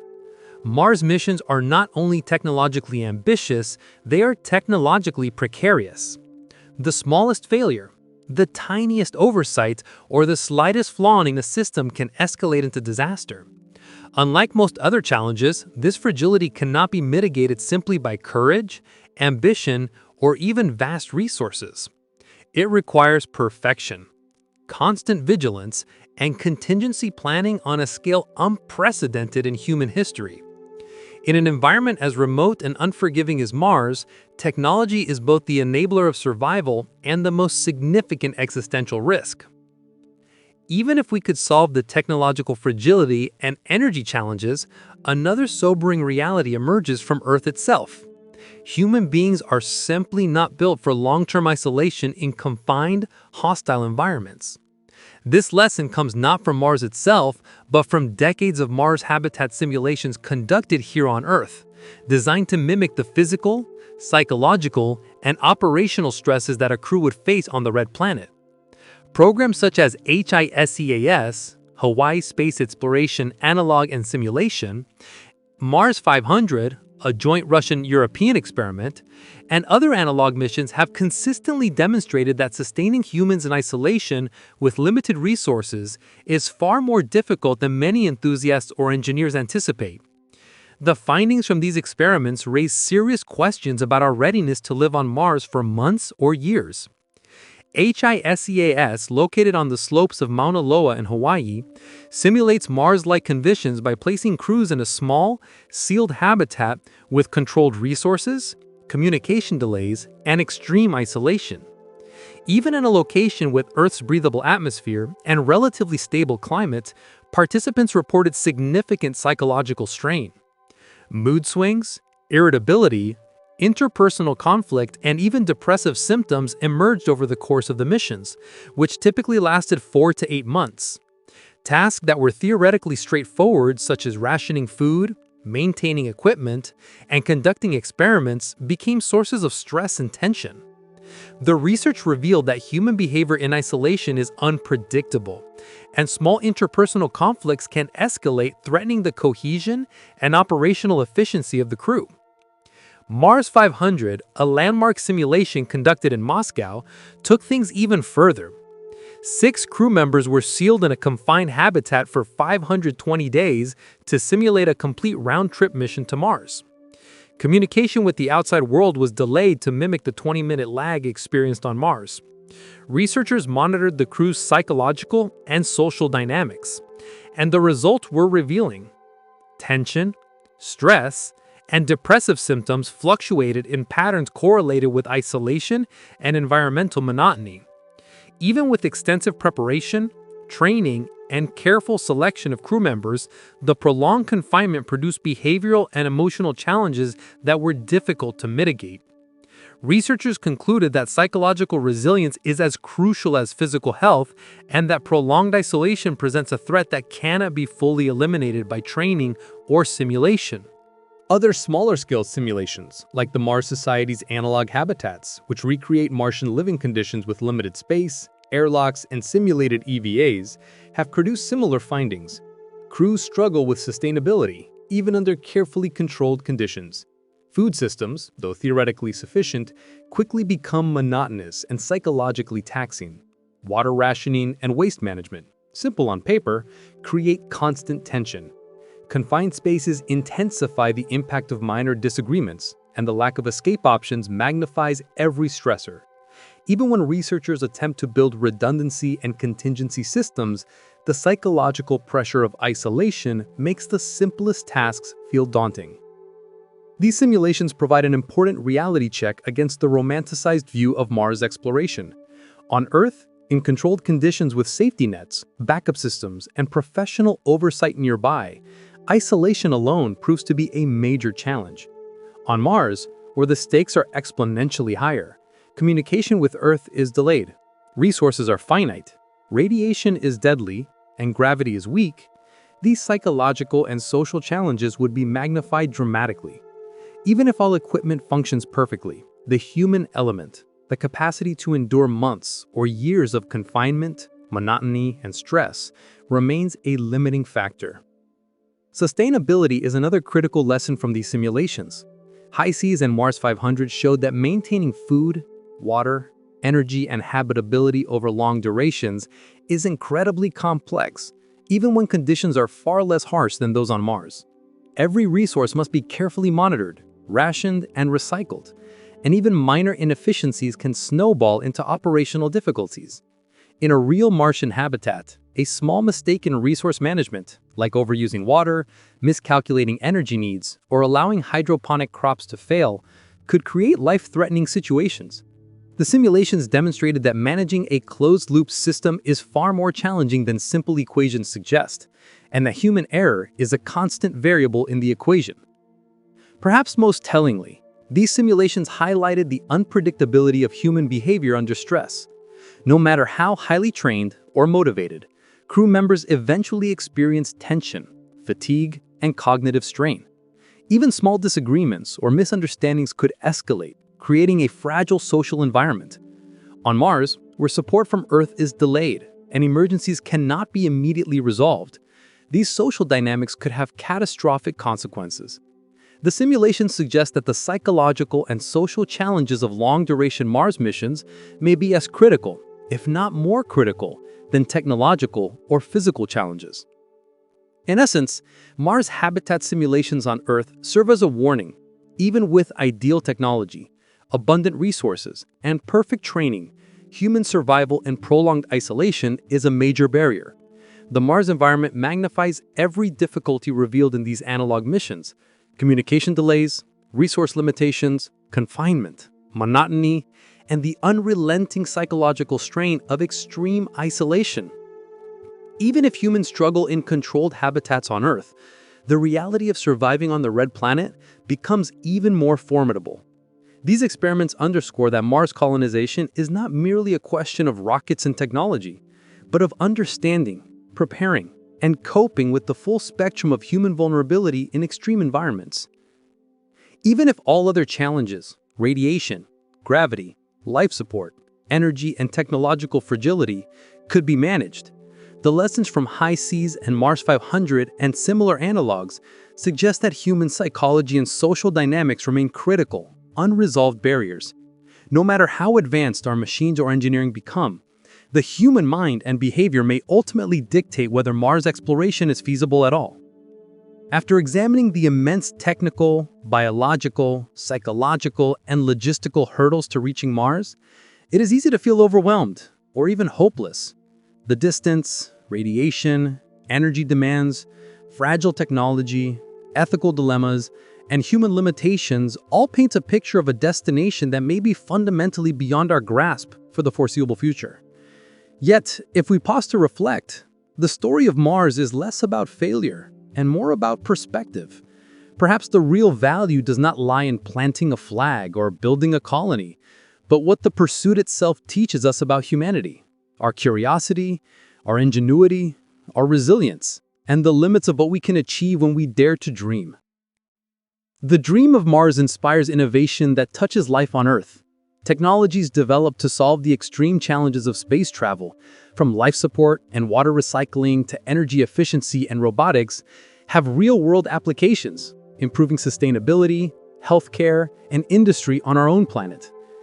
The discipline of solving these problems cultivates a mindset of creativity, adaptability, and problem-solving that benefits society broadly.